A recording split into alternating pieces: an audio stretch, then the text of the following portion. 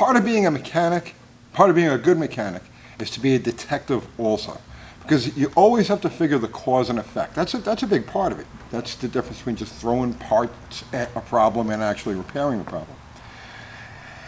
And one of those areas where you've really got to be careful, you've really got to be a detective, is when you're dealing with used parts, especially hot rod parts, muscle car parts, specialty parts, because they get massaged.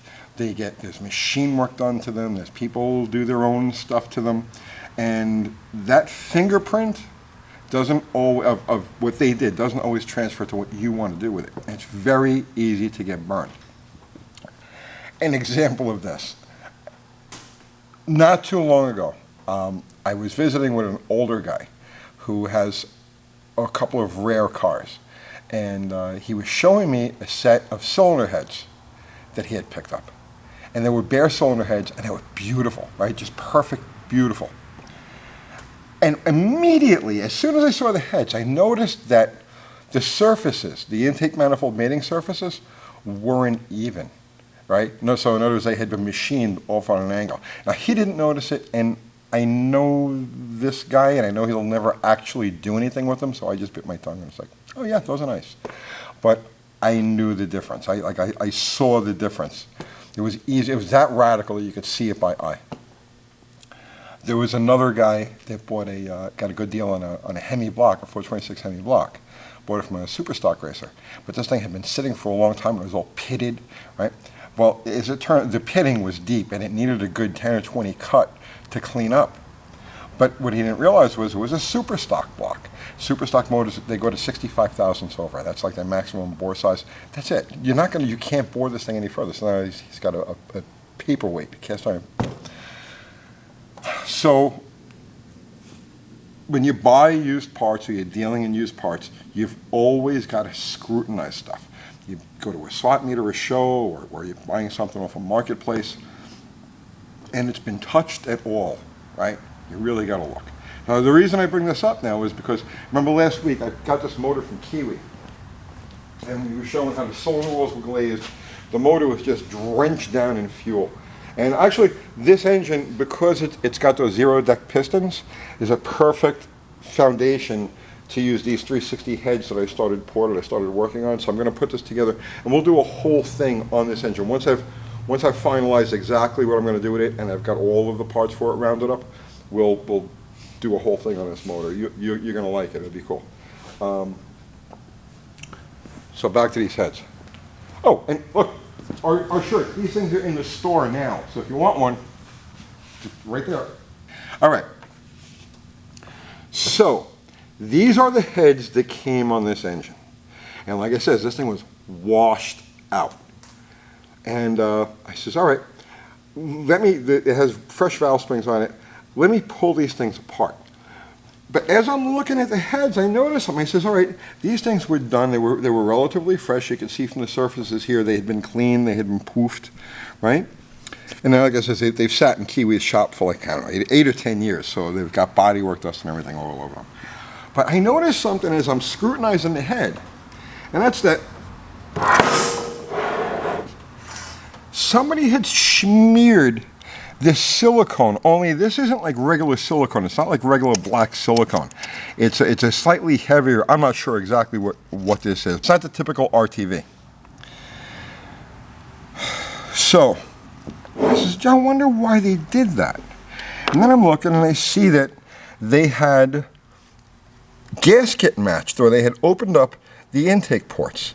Right? And you can see that this wasn't done by a professional. You can always tell when it's done by a professional because it's always that little extra bit of clean. This is a little, you know, not so perfect. And I'm not saying I do perfect. Mine would probably look just like this. But what I'm saying is it wasn't done by a professional porter. It was gasket matching done by somebody just assembling the engine. And I'm looking and I realized, okay, it's got this all of this silicone over here, and the witness marks from the gasket go right to the edge of the porting. So here, there's a 318 head, and here is a 318 intake manifold gasket. And look at this. Look how much of a step there is here. Okay? Now, if you look at the gasket, the embossing on the gasket, this is the part that actually creates the seal. You're not supposed to use any sealer over here. This embossing right here is what creates the seal. Well, when you lay this gasket over here, the embossing is actually in the part that they ground away. So this will not seal. Now, unless you're really looking at this, you never would have noticed this. And if you were you picked up a set of 318 heads and you say, oh, I'm just going to throw this on, and it doesn't have to be 318, it could be anything, right? It could be Chevy, Ford, Pontiac, Subaru, it doesn't make any difference. You pick up a set of heads and you say, well, I'm just going to throw this on my engine.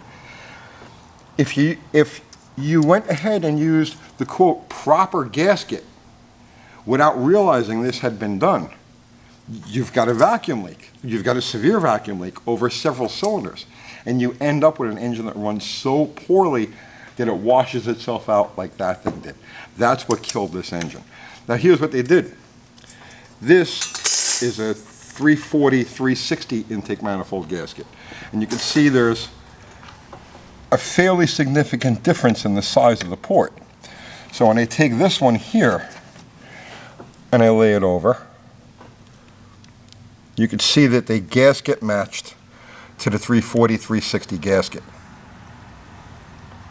Now, this problem could have been solved if the person who assembled this engine used the 340, 360 gasket. It would have sealed.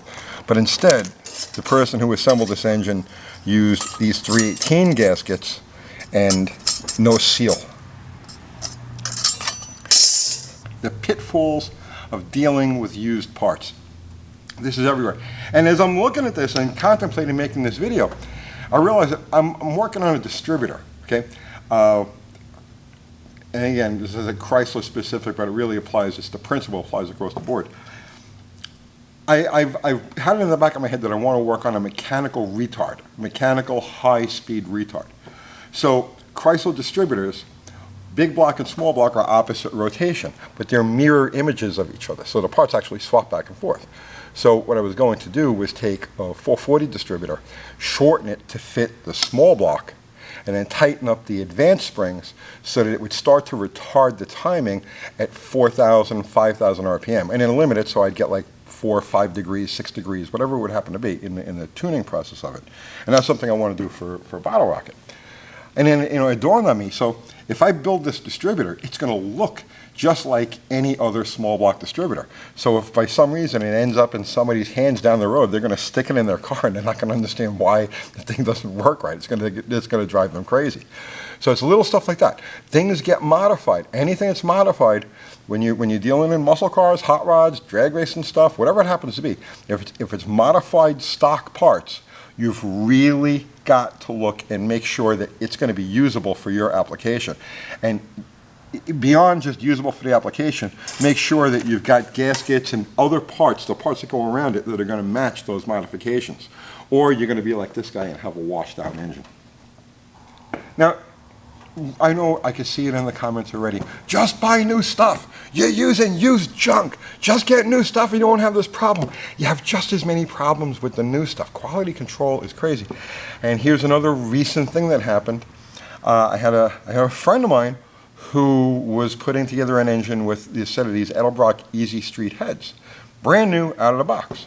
And he was going to put this engine together using a roller cam. As soon as I heard that, I says, wait a minute, and I remember there was something about these heads where you can't use a roller cam. And sure enough, those Edelbrock Easy Street heads, they have a powdered metal valve seat. Why? I don't know. They have a powdered metal valve seat. And they tell you, Edelbrock tells you, don't use a roller cam with this. Because a roller has quicker events, quicker valve events. So instead of the valve touching down kind of lightly, the valve will chatter against that powdered metal seat and work it loose. So I brought this to my friend's attention, and they had to change course and go with a flat tappet cam. But it's even stuff like that. You have to read the fine print. You know what I mean? And make sure that you're not going to make this what seemingly like, oh, I'll upgrade and use a roller cam.